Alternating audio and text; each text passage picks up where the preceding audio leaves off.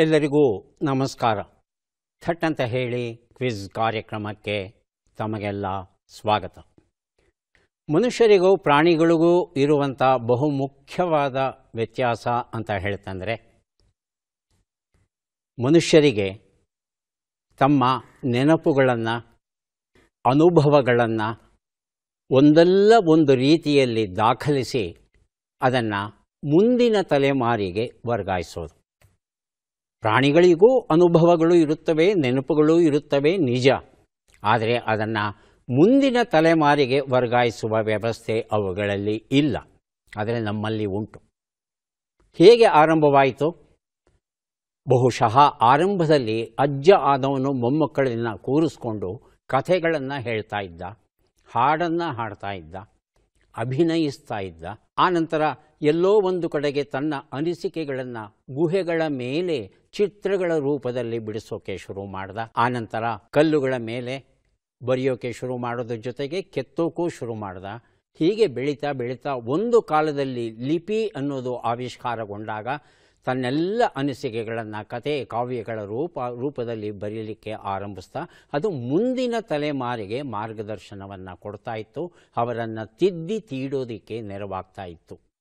ಈಗ ಸಾಕಷ್ಟು ದೂರಕ್ಕೆ ನಾವು ಸಾಗಿ ಬಂದಿದ್ದೇವೆ. ನಮ್ಮ ಹಿರಿಯರು ಬಿಟ್ಟು ಹೋಗಿರ್ತಕ್ಕಂಥ ಆಸ್ತಿ ಅದ್ಭುತವಾದದ್ದು. ಅವುಗಳ ಲಾಭವನ್ನು ಪಡಿಬೇಕು ಅಂದರೆ ಒಂದು ಜನ್ಮ ಸಾಕಾಗಲ್ಲ. ನಮ್ಮ ಭಾರತೀಯ ಸಂಸ್ಕೃತಿ ಸಾಹಿತ್ಯವನ್ನು ಅಧ್ಯಯನ ಮಾಡಬೇಕು ಅಂದರೆ ಒಂದು ಜನ್ಮ ಖಂಡಿತ ಸಾಧ್ಯ ಇಲ್ಲ. ಆದರೆ ಕೆಲವು ಮಹಾನುಭಾವರು ನಮ್ಮ ಗ್ರಂಥಗಳನ್ನು ಅಧ್ಯಯನ ಮಾಡಿ ಅವುಗಳಲ್ಲಿ ವಿಶೇಷ ಅನ್ನಿಸ್ತಕ್ಕಂಥ ಭಾಗಗಳನ್ನು ಸಂಗ್ರಹಿಸಿ ಪುಸ್ತಕ ರೂಪದಲ್ಲಿ ನಮಗೆ ಕೊಡ್ತಾರೆ. ಅಂತಹ ಪುಸ್ತಕಗಳಲ್ಲಿ ಗಮನೀಯವಾದದ್ದು ಮನೋಲ್ಲಾಸ 108 ಎನ್ನುವ ರಾಮಸುಬ್ರಾಯ ಶೇಟ್ ಅವರು ಬರೆದಂಥ ಈ ಒಂದು ಪುಸ್ತಕ. ರಾಮಸುಬ್ರಾಯ ಶೇಟ್ ಅವರು ಮೂಲತಃ ಉಪನ್ಯಾಸಕರು. ಈಗ ನಿವೃತ್ತರಾಗಿದ್ದಾರೆ. ನಿವೃತ್ತಿಯ ನಂತರ ಸುಮಾರು 18-20 ವರ್ಷಗಳಿಂದ ಇವರು ಶಾಲಾ ಕಾಲೇಜುಗಳಿಗೆ ಹೋಗಿ ರಾಮಾಯಣ ಮತ್ತು ಮಹಾಭಾರತಗಳನ್ನು ಕುರಿತು ಉಪನ್ಯಾಸಗಳನ್ನು ನೀಡ್ತಾ, ಮಕ್ಕಳು ಕೇಳುವಂಥ ಪ್ರಶ್ನೆಗಳಿಗೆ ಪರಿಹಾರವನ್ನು ನೀಡ್ತಾ ತಮ್ಮದೇ ಆದ ರೀತಿಯಲ್ಲಿ ಸಮಾಜ ಸೇವೆಯಲ್ಲಿ ತೊಡಗ್ತಾ ಇದ್ದಾರೆ. ಅವರು ಬರೆದಂಥ ಮನೋಲ್ಲಾಸ 108 ಎನ್ನುವ ಈ ಒಂದು ಪುಸ್ತಕದಲ್ಲಿ ಹೆಸರೇ ಸೂಚಿಸುವ ಹಾಗೆ ಒಟ್ಟು 108 ಅಧ್ಯಾಯಗಳಿವೆ.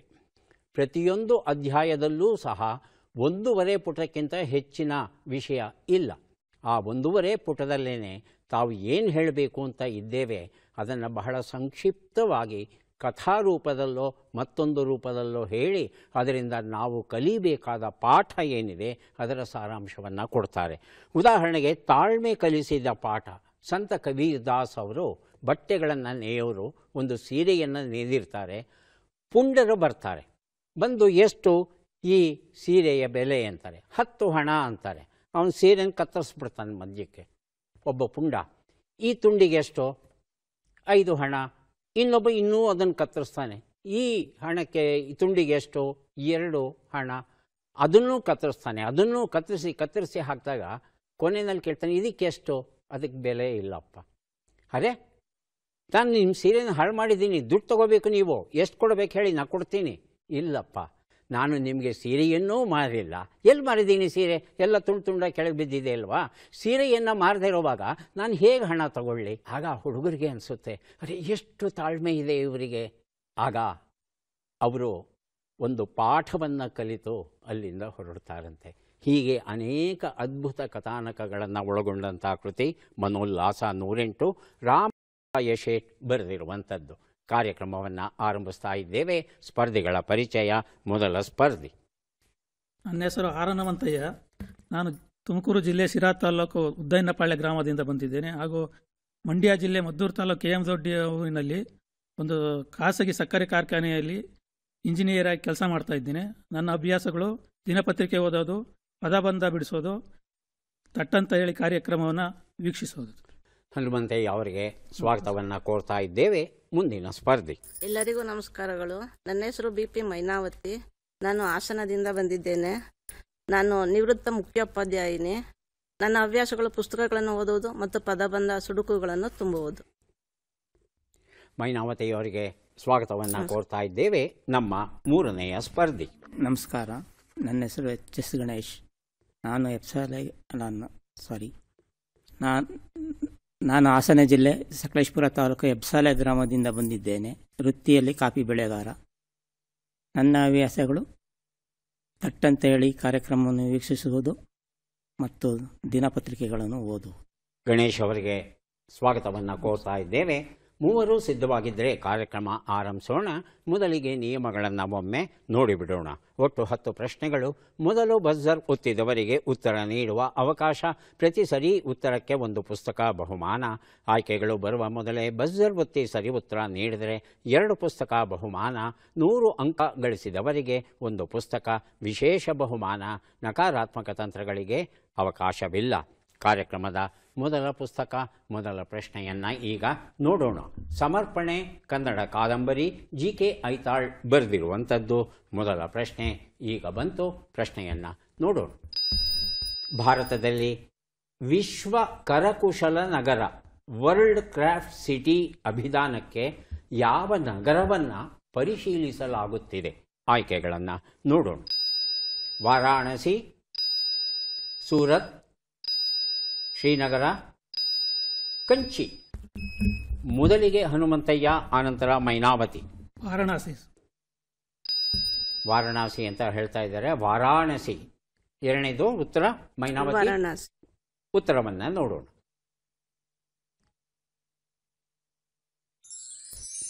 ಶ್ರೀನಗರ ಅನ್ನೋದು ಸರಿಯಾದ ಉತ್ತರ ಆಗಿತ್ತು. ವರ್ಲ್ಡ್ ಕ್ರಾಫ್ಟ್ ಕೌನ್ಸಿಲ್ ಇಂಟರ್ನ್ಯಾಷನಲ್ ಅಂತ ಒಂದು ಅಂತಾರಾಷ್ಟ್ರೀಯ ಸಂಸ್ಥೆ. ಇದರ ಕೇಂದ್ರ ಕಚೇರಿ ಕುವೈತಲ್ಲಿದೆ. 1964ರಲ್ಲಿ ಇದು ಆರಂಭವಾಯಿತು. ಇದನ್ನು ಸ್ಥಾಪಿಸಿದಂಥ ಮಹನೀಯರಲ್ಲಿ ನಮ್ಮ ಕರ್ನಾಟಕದ ಕಮಲಾದೇವಿ ಚಟ್ಟೋಪಾಧ್ಯಾಯ ಅವರು ಸಹ ಒಬ್ಬರಾಗಿದ್ದರು. ಯುನೆಸ್ಕೋ ಮಾನ್ಯತೆಯನ್ನು ನೀಡಿರುವಂಥ ಸಂಸ್ಥೆ ಇದು. ಈಗಾಗಲೇ ಭಾರತದ 3 ನಗರಗಳನ್ನು ಈ ವಿಶ್ವ ಕರಕುಶಲ ನಗರಗಳ ಪಟ್ಟಿಯಲ್ಲಿ ಆಯ್ಕೆ ಮಾಡಿದೆ. ಮೊದಲನೇದು ಜೈಪುರ, ಎರಡನೇದು ಮಾಮಲ್ಲಪುರ ತಮಿಳುನಾಡಲ್ಲಿದೆ, ಮೂರನೇದು ನಮ್ಮ ಮೈಸೂರು, ನಾಲ್ಕನೆಯದಾಗಿ ಈಗ ಶ್ರೀನಗರವನ್ನು ಆಯ್ಕೆ ಮಾಡಬೇಕು ಅಂತ ಹೇಳಿ ಯೋಚನೆಯನ್ನು ಮಾಡ್ತಾ ಇದ್ದಾರೆ. ಬಹುಶಃ ಆಯ್ಕೆಯಾಗುತ್ತೆ. ಮುಂದಿನ ಪುಸ್ತಕ ಮತ್ತು ಪ್ರಶ್ನೆಯನ್ನು ನೋಡೋಣ. ಪ್ರಶ್ನೆಗೆ ಸಿಗದ ಉತ್ತರ ಪ್ರಭಾ ಬೋರ್ಗಾಂವ್ಕರ್ ಅವರು ಬರೆದಂಥ ಕವನ ಸಂಕಲನ. ಪ್ರಶ್ನೆಯನ್ನು ನೋಡೋಣ. ಗಾಜಾ ಯುದ್ಧವು ಯಾವ ದೇಶಗಳ ನಡುವೆ ನಡೆಯುತ್ತಿದೆ? ಮೊದಲು ಬಜರ್ ಒತ್ತಿದ್ದಾರೆ ಹನುಮಂತಯ್ಯ, ಆನಂತರ ಗಣೇಶ್. ಹನುಮಂತಯ್ಯ. ಉಕ್ರೇನ್ ಮತ್ತು ರಷ್ಯಾ. ಉಕ್ರೇನ್ ಮತ್ತು ರಷ್ಯಾ. ಹೇಳಿ ಗಣೇಶ್. ಪ್ಯಾಲೆಸ್ತೈನ್ ಮತ್ತು ಇಸ್ರೇಲ್. ಪ್ಯಾಲೆಸ್ಟೈನ್ ಮತ್ತು ಇಸ್ರೇಲ್ ಅಂತ ಹೇಳ್ತಾ ಇದ್ದಾರೆ. ಆಯ್ಕೆಗಳನ್ನು ಒಮ್ಮೆ ನೋಡೋಣ.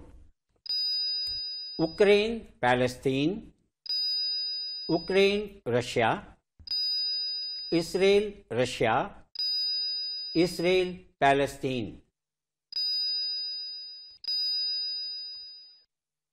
ಉತ್ತರವನ್ನು ನೋಡೋಣ. ಇಸ್ರೇಲ್, ಪ್ಯಾಲೆಸ್ತೀನ್ ಉತ್ತರ ಸರಿಯಾಗಿದೆ. ಈ ಉತ್ತರವನ್ನು ಕೊಟ್ಟವರು ಗಣೇಶ್ ಅವರು. ಪ್ರಶ್ನೆಗೆ ಸಿಗದ ಉತ್ತರ ಎನ್ನುವ ಈ ಕವನ ಸಂಕಲನವನ್ನು ಅವರಿಗೆ ಕೊಟ್ಟಿದ್ದೇವೆ. ಇಸ್ರೇಲ್ ಮತ್ತು ಪ್ಯಾಲೆಸ್ತೀನ್ ನಡುವೆ ಯುದ್ಧ ನಡೀತಾ 200 ದಿನಗಳಿಗೂ ಹೆಚ್ಚು ಕಾಲ ಕಳೆದು ಹೋಗಿದೆ. ಈಗಾಗಲೇ 34,000 ಜನ ಸತ್ತಿದ್ದಾರೆ ಅನ್ನೋ ವಿಚಾರ ಗೊತ್ತಾಗಿದೆ.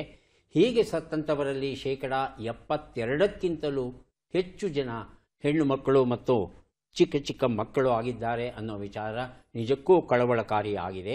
7,000 ಜನರ ಏನೂ ವಿಚಾರ ಗೊತ್ತಾಗ್ತಾ ಇಲ್ಲ. ಅವ್ರದ್ದು ಕಳೆದು ಹೋಗಿದ್ದಾರೆ.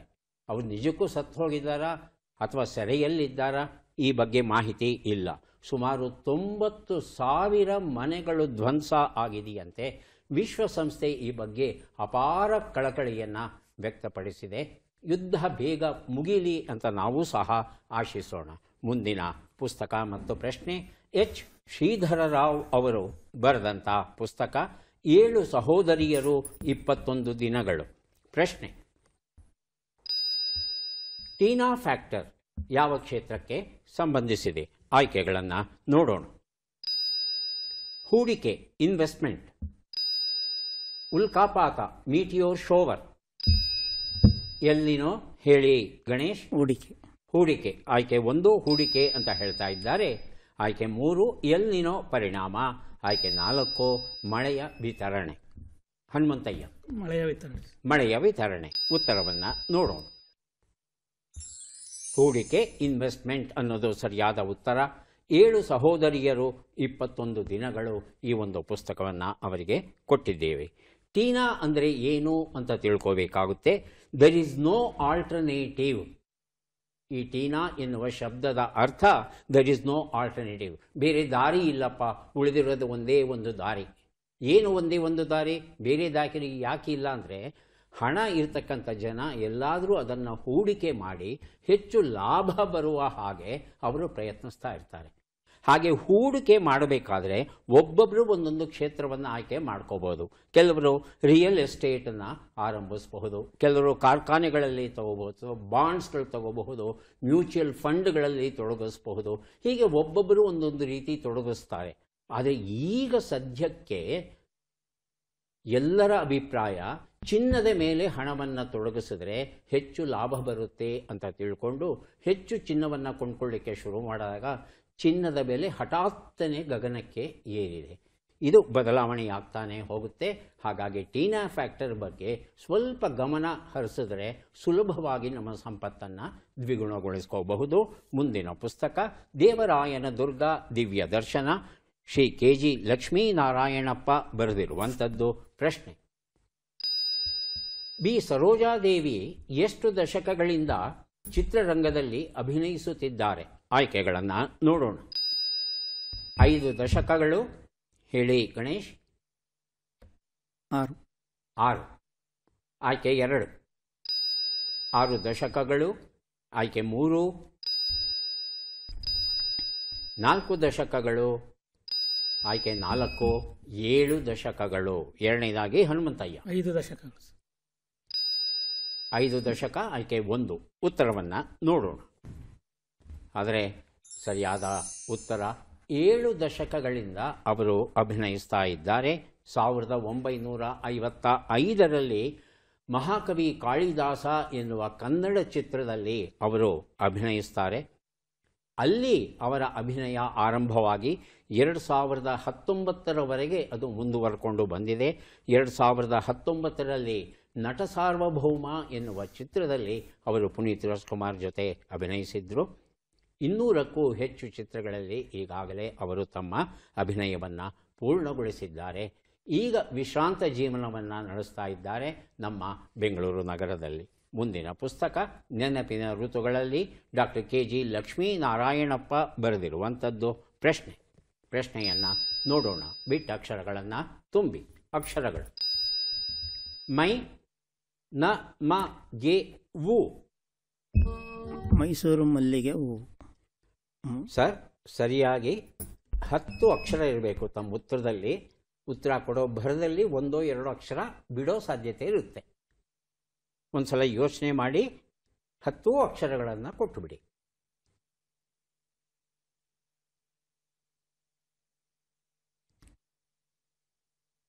ಸರ್, ಕಾಯ್ತಾ ಇದ್ದೇವೆ ಉತ್ತರಕ್ಕೆ. ಮೇಡಮ್ ಅವರು ಕಾಯ್ತಾ ಇದ್ದಾರೆ. ಮೈನಾವತಿಯವರು.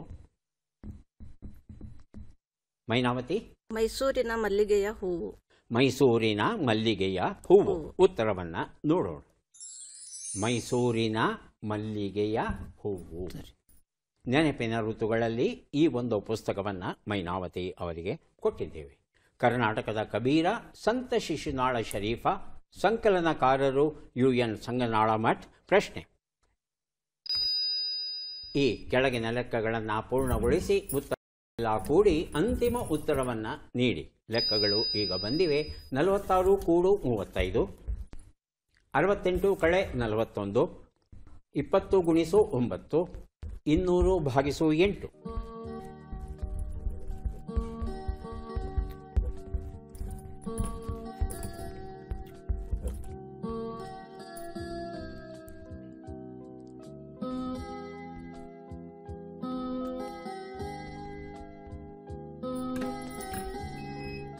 ಬಜರ್ ಮೊದಲಿಗೆ ಒತ್ತಿದ್ದಾರೆ ಮೈನಾವತಿ ಅವರು. ಅಂತಿಮ ಉತ್ತರ 338.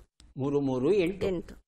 ಗಣೇಶ್ ಮತ್ತು ಹನುಮಂತಯ್ಯ ಲೆಕ್ಕ ಪೂರ್ಣವಾಗಿದ್ದರೆ ಬಜರ್ ಒತ್ತಿ ಉತ್ತರವನ್ನು ಕೊಡಿ.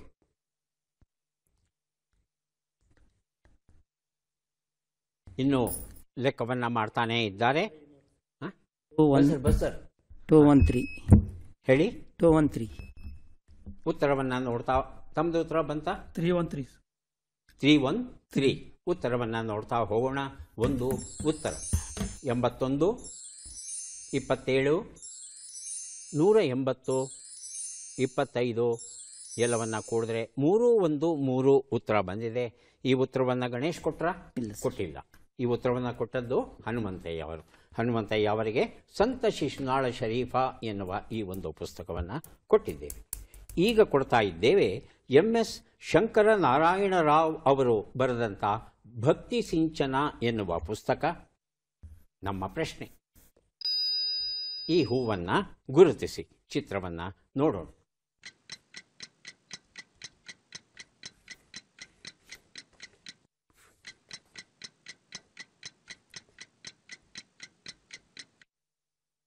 ಆಯ್ಕೆಗಳನ್ನು ನೋಡೋಣ.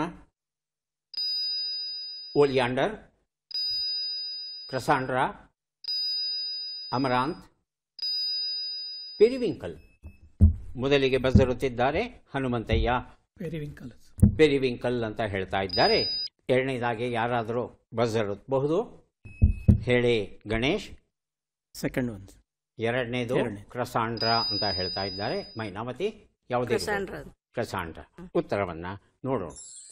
ಕ್ರಸಾಂಡ್ರಾ ಸರಿಯಾಗಿದೆ ಉತ್ತರ. ಭಕ್ತಿ ಸಿಂಚನ ಎನ್ನುವ ಈ ಒಂದು ಪುಸ್ತಕವನ್ನು ಗಣೇಶ್ ಅವರಿಗೆ ಕೊಡ್ತಾ ಇದ್ದೇವೆ. ಕ್ರಸಾಂಡ್ರಾ ಅಂದರೆ ತುಂಬ ಜನಕ್ಕೆ ಅರ್ಥವಾಗದೆ ಹೋಗಬಹುದು, ಆದರೆ ಕನಕಾಂಬರ ಅಂತ ಹೇಳ್ತಂದರೆ ಗೊತ್ತಾಗುತ್ತೆ. ಇದು ವಿಶೇಷವಾದ ಕನಕಾಂಬರ. ಈ ಕ್ರಸಾಂಡ್ರಾ ಅನ್ನೋ ಈ ಸಸ್ಯಗಳ ಗುಂಪಲ್ಲಿ 54 ಪ್ರಭೇದಗಳಿವೆ. ಹಾಗಾಗಿ ಹೂವುಗಳ ರಚನೆಯಲ್ಲಿ ಬಹಳ ಭಿನ್ನತೆ ಉಂಟು. ನಾವು ಕಾಣ್ತಾ ಇರ್ತಕ್ಕಂಥ ಕನಕಾಂಬರದಲ್ಲಿ ಸಾಮಾನ್ಯವಾಗಿ ಈ ದಳಗಳು ಒಂದು ಸುತ್ತಲ್ಲಿ ಮಾತ್ರ ಇರುತ್ತೆ. ಆದರೆ ದಳಗಳು 2, 3, 4 ಸುತ್ತುಗಳಲ್ಲಿ ಇರುವಂಥ ಹೂಗಳು ಉಂಟು.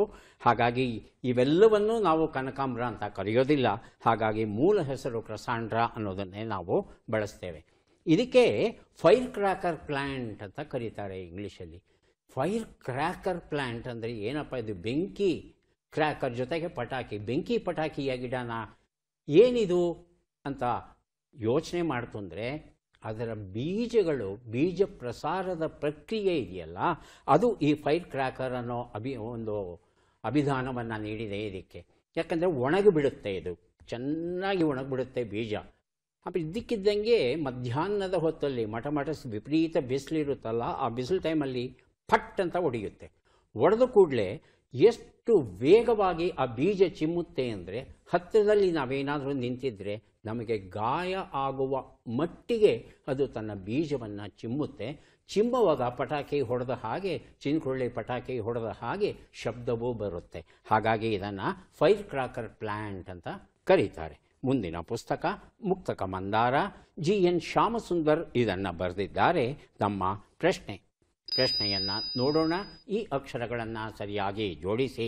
ಅಕ್ಷರಗಳು ಲಿ, ಬಿ, ಬೋ, ಬಂ, ಬೆ, ತು, ಸಿ, ಗೆ. ಹೇಳಿ ಮೈನಾವತಿ. ಬಿಸಿಲಿಗೆ ಬೊಬ್ಬೆ ಬತ್ತು. ಬಿಸಿಲಿಗೆ ಬೊಬ್ಬೆ ಬಂತು ಅಂತ ಹೇಳ್ತಾ ಇದ್ದಾರೆ ಹನುಮಂತಯ್ಯ ಮತ್ತು ಗಣೇಶ್. ಉತ್ತರವನ್ನು ನೋಡೋಣ.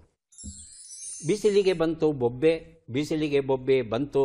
ಉತ್ತರ ಸರಿ ಅಂತ ಸ್ವೀಕರಿಸಿ ಮೈನಾವತಿ ಅವರಿಗೆ ಮುಕ್ತಕ ಮಂದಾರ ಎನ್ನುವ ಈ ಒಂದು ಪುಸ್ತಕವನ್ನು ಕೊಟ್ಟಿದ್ದೇವೆ. ಮುಂದೆ 3 ಪುಸ್ತಕಗಳನ್ನು ಕೊಡೋಕೆ ಸಿದ್ಧವಾಗಿದ್ದೇವೆ. ಪದಬಂಧ ಈಗ ಬಂದಿದೆ. ಸುಳುಹುಗಳನ್ನು ನೋಡೋಣ. ಸುಳುಹುಗಳು: ಉಸುಕಿನ ಅರಣ್ಯ, ಸಾವು, ತಂಪಾದ ಮಾರುತ. ಬಜರುತ್ತಿದ್ದಾರೆ ಮೈನಾವತಿ. ಒಂದು ಉತ್ತರ ಮರಳುಗಾಡು. ಉತ್ತರವನ್ನು ನೋಡೋಣ. ಮರಳುಗಾಡು ಉತ್ತರ ಸರಿಯಾಗಿದೆ. ಭಾವುರಾವ್ ಪಾಟೀಲ್ ಎನ್ನುವ ಪುಸ್ತಕ ಕೊಟ್ಟಿದ್ದೇನೆ. 2 ಉತ್ತರ. ಸಾವು, ಮರಣ. ಉತ್ತರವನ್ನು ನೋಡೋಣ. ಮರಣ ಉತ್ತರ ಸರಿಯಾಗಿದೆ. ಭಾವೋದ್ವೇಗದ ಭೋರ್ಗರೆತ ಎನ್ನುವ ಪುಸ್ತಕ ಕೊಟ್ಟಿದ್ದೇನೆ. 3 ಉತ್ತರ. ತಂಪಾದ ಮಾರುತ, ತಂಗಾಳಿ. ಉತ್ತರವನ್ನು ನೋಡೋಣ. ತಂಗಾಳಿ ಉತ್ತರ ಸರಿಯಾಗಿದೆ. ಸಾಗರ ಪ್ರಪಂಚ, ಎನ್ ಕಾಳೇಶ್ವರರಾವ್ ಬರೆದಂಥ ಪುಸ್ತಕ ಕೊಟ್ಟಿದ್ದೇವೆ. 3 ಪುಸ್ತಕ ಮೈನಾವತಿ ಅವರಿಗೆ ದೊರೆತಿದೆ. ಈಗ ಕೊನೆಯ ಘಟ್ಟಕ್ಕೆ ಬಂದಿದ್ದೇವೆ. ಚಟ್ಪಟ್ ಚಿನ್ಕುರಳಿ 5 ಪ್ರಶ್ನೆಗಳು. ಮೊದಲ ಅವಕಾಶ ಹನುಮಂತಯ್ಯ ಅವರಿಗೆ. ಸಿದ್ಧವಾಗಿದ್ದರೆ ಆರಂಭಿಸ್ತೇವೆ. ಮೊದಲ ಪ್ರಶ್ನೆ. ನಾಲಿಗೆ ಉದ್ದ ಮಾಡು ಎಂಬ ನುಡಿಗಟ್ಟಿನ ಅರ್ಥವೇನು? ಹತೋಟಿಯಲ್ಲಿ ಮಾತನಾಡು, ಹತೋಟಿ ಮೀರಿ ಮಾತನಾಡು. ಹತೋಟಿ ಮೀರಿ ಮಾತನಾಡು. ಮುಂದಿನ ಪ್ರಶ್ನೆ. ಅಡ್ಡಾಡು ಮತ್ತೆ ಮತ್ತೆ ಬರು ಎಂಬ ಅರ್ಥವನ್ನು ಕೊಡುವ ಶಬ್ದ ಯಾವುದು? ಎಡತಾಕು, ಎಡಂಬಡು. ಎಡತಾಕು. ಮುಂದಿನ ಪ್ರಶ್ನೆ. ಷಣ್ಮುಖನು ದಕ್ಷಬ್ರಹ್ಮನ ಮಗಳನ್ನ ಮದುವೆಯಾದನು. ಆಕೆಯ ಹೆಸರೇನು? ದೇವಸೇನೆ, ವಳ್ಳಿ. ವಳ್ಳಿ. ಮುಂದಿನ ಪ್ರಶ್ನೆ. ಈ ಗಾದೆಯನ್ನ ಪೂರ್ಣಗೊಳಿಸಿ ಆನೆಗೆ ಆನೆನೇ ಹೋಗುವಾಗ. ಮುಂದಿನ ಪ್ರಶ್ನೆ.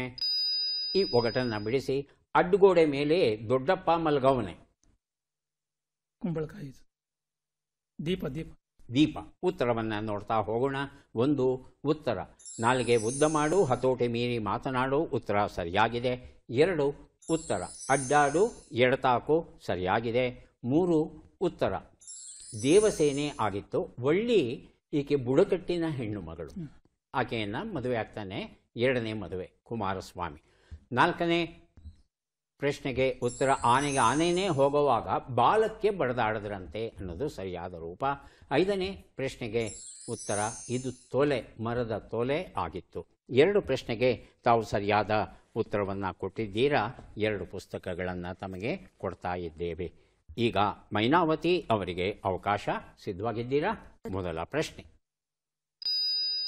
ನಾಲಿಗೆ ಕಚ್ಚಿಕೊಳ್ಳು ಎಂಬ ನುಡಿಗಟ್ಟಿನ ಅರ್ಥವೇನು? ಆಡಬೇಕಿದ್ದ ಮಾತನ್ನ ನಿಲ್ಲಿಸು, ಆತುರದಲ್ಲಿ ತಿನ್ನುವಾಗ ಕಚ್ಚಿಕೊಳ್ಳು. ಆಡಬೇಕಾದ ಮಾತನ್ನು ನಿಲ್ಲಿಸು. ಮುಂದಿನ ಪ್ರಶ್ನೆ. ಮಧ್ಯದಲ್ಲಿರುವವನು, ಗೊಂದಲದಲ್ಲಿರುವವನು ಎಂಬ ಅರ್ಥವನ್ನು ಕೊಡುವ ಶಬ್ದ ಯಾವುದು? ಎಡಬಿಡಂಗಿ, ಎಡೆಮಡಗು. ಎಡಬಿಡಂಗಿ. ಮುಂದಿನ ಪ್ರಶ್ನೆ. ಅಗಸ್ತ್ಯ ಮಹರ್ಷಿಗಳು ಸಮುದ್ರದ ನೀರನ್ನೆಲ್ಲ ಕುಡಿದು ಬಿಟ್ಟಾಗ ಯಾವ ರಾಕ್ಷಸರು ಹೊರಬಂದರು? ಕಾಲಯವನರು, ಕಾಲಕೇಯರು. ಕಾಲಕೇಯರು. ಮುಂದಿನ ಪ್ರಶ್ನೆ. ಈ ಗಾದೆಯನ್ನು ಪೂರ್ಣಗೊಳಿಸಿ ಆನೆ ಬಿದ್ರು. ಮುಂದಿನ ಪ್ರಶ್ನೆ. ಈ ಒಗಟನ್ನು ಬಿಡಿಸಿ ಅಪ್ಪ ಹಲ್ಲು ಬೀರ, ಅವ್ವ ತಲೆಗೆದರಿ, ಮಗಳು ಬಂಗಾರದ ಭಂಡಾರ, ಮಗ ಬೋಳೇಶಂಕರ. ತೆಂಗಿನಕಾಯಿ. ತೆಂಗಿನಕಾಯಿ. ಉತ್ತರವನ್ನು ನೋಡ್ತಾ ಹೋಗೋಣ. 1 ಉತ್ತರ. ನಾಲಿಗೆ ಕಚ್ಚಿಕೊಳ್ಳು, ಆಡಬೇಕಿದ್ದ ಮಾತನ್ನು ತಕ್ಷಣವೇ ನಿಲ್ಲಿಸು. ಉತ್ತರ ಸರಿಯಾಗಿದೆ. 2 ಉತ್ತರ.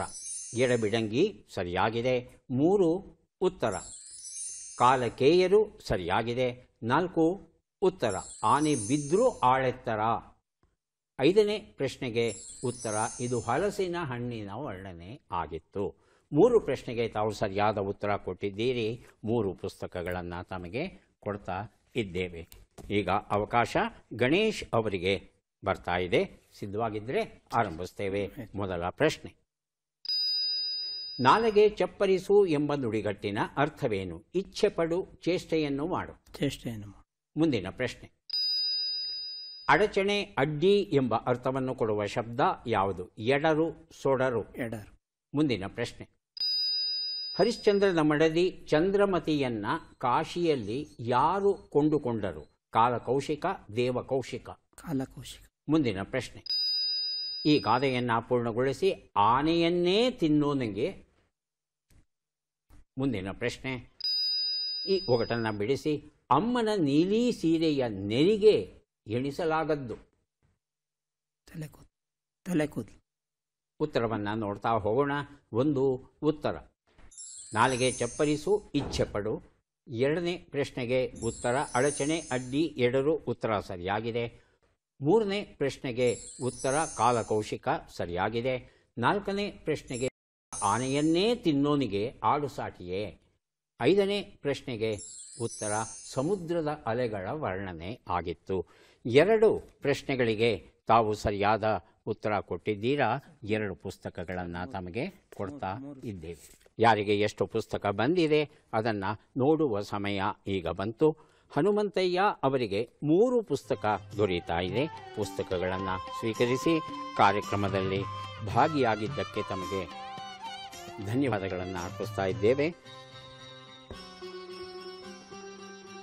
ಮೈನಾವತಿ ಅವರಿಗೆ 3, 6, 2, 8 ಪುಸ್ತಕ ದೊರೆಯುತ್ತಾ ಇದೆ. ಸ್ವೀಕರಿಸಿ. ಅಭಿನಂದನೆಗಳು. ಗಣೇಶ್ ಅವರಿಗೆ 3-2-5 ಪುಸ್ತಕಗಳು ತಮಗೆ ದೊರೆಯುತ್ತಾ ಇವೆ. ಸ್ವೀಕರಿಸಿ. ಅಭಿನಂದನೆಗಳು.